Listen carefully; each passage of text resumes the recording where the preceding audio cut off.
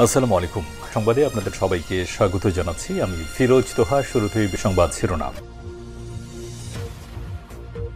জানিয়ে দেব এই মুহূর্তে হাতে পাওয়া সর্বশেষ গুরুত্বপূর্ণ আপডেট বাংলা সংবাদ। শুরুতেই থাকছে মার্চ ফর ইউনিটিতে জড়ো হচ্ছেন সারা দেশ থেকে আসা শিক্ষার্থীরা।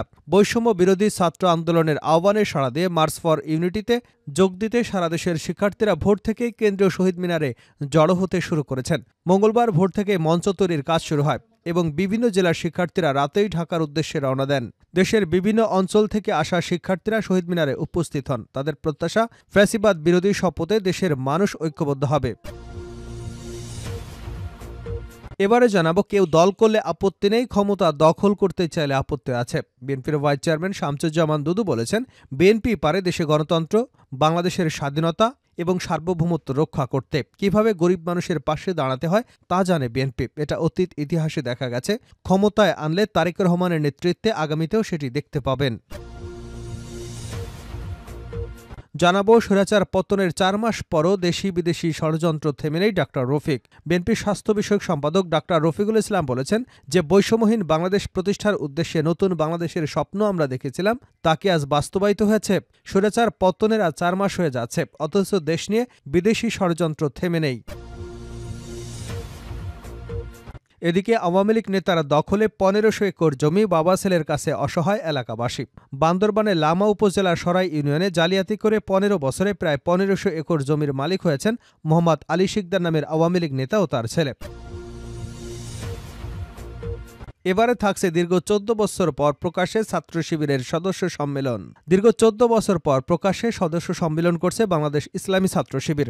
মঙ্গলবার সকালে রাজধানী সরোয়ার্দী উদ্যানে ৭,০০০-এরও বেশি সদস্য নিয়ে এ সম্মেলন শুরু হয়। পবিত্র কোরআন তেলাওয়াতের মধ্য দিয়ে সকাল ৮টায় এ সম্মেলন শুরু হয়। উদ্বোধনী বক্তব্য রাখেন ছাত্র শিবিরের কেন্দ্রীয় সভাপতি মঞ্জুরুল ইসলাম।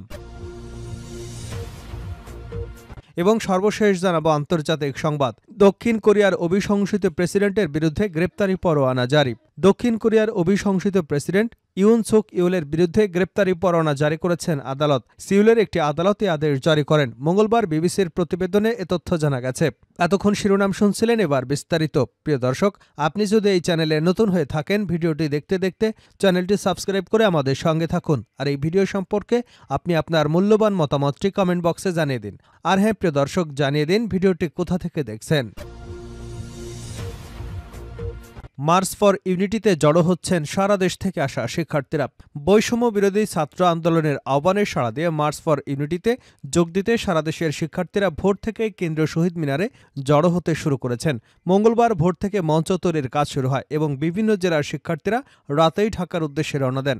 দেশের বিভিন্ন অঞ্চল থেকে আসা শিক্ষার্থীরা শহীদ মিনারে উপস্থিত হন। তাদের প্রত্যাশা, ফ্যাসিবাদ বিরোধী শপথে দেশের মানুষ ঐক্যবদ্ধ হবে।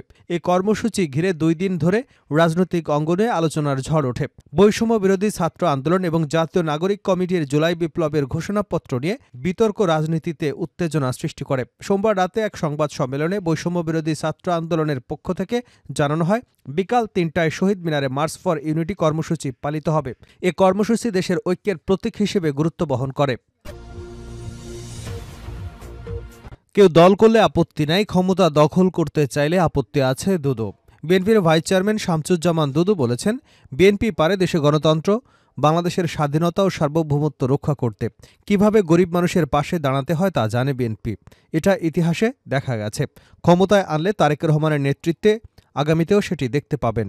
জাতীয় প্রেস ক্লাবের সামনে দেশ বাঁচাও মানুষ বাঁচাও আন্দোলনের উদ্যোগে গণহত্যাকারী খুনি হাসিনা এবং তার দেশে অরাজকতা সৃষ্টির পায়তারা করবার প্রতিবাদে নাগরিক সমাবেশে কথা বলেন তিনি। দুদু বলেন, দেশে একটা ষড়যন্ত্র চলছে। এই ষড়যন্ত্র থেকে দেশকে বাঁচাতে হলে, দেশকে রক্ষা করতে হলে আমাদের সবাইকে সতর্ক থাকতে হবে। তিনি বলেন, সবাই জানে গণতন্ত্রের উত্তরণের জন্য নির্বাচনের বিকল্প নেই। কোনো কোনো মহল নির্বাচনকে আটকে দিয়ে দেশকে বিভিন্ন পথে নিয়ে যেতে চায়। কেউ কেউ দল গঠন করে ক্ষমতায় আসতে চায়। কেউ দল গঠন করতে পারে, নির্বাচন করতে পারে, আমাদের আপত্তি নেই। কিন্তু বিশেষ মহল থেকে বিশেষভাবে দল গঠন করে কেউ যদি ক্ষমতা দখল করতে চায়, সেক্ষেত্রে আমাদের আপত্তি আছে। কৃষক দলের সাবেক এই আহ্বায়ক বলেন, বিএনপিকে ধ্বংস করবার জন্য একটা 1-11 থেকে শুরু হয়েছে, সেটার আলামত এখনও কিছু কিছু দেখা যাচ্ছে। বাংলাদেশের পুনরায় গণতন্ত্র প্রতিষ্ঠার সম্ভাবনা দেখা দিয়েছে। তারেক রহমানের নেতৃত্বে এই সুযোগ কোনোভাবেই নষ্ট হতে দেওয়া হবে না।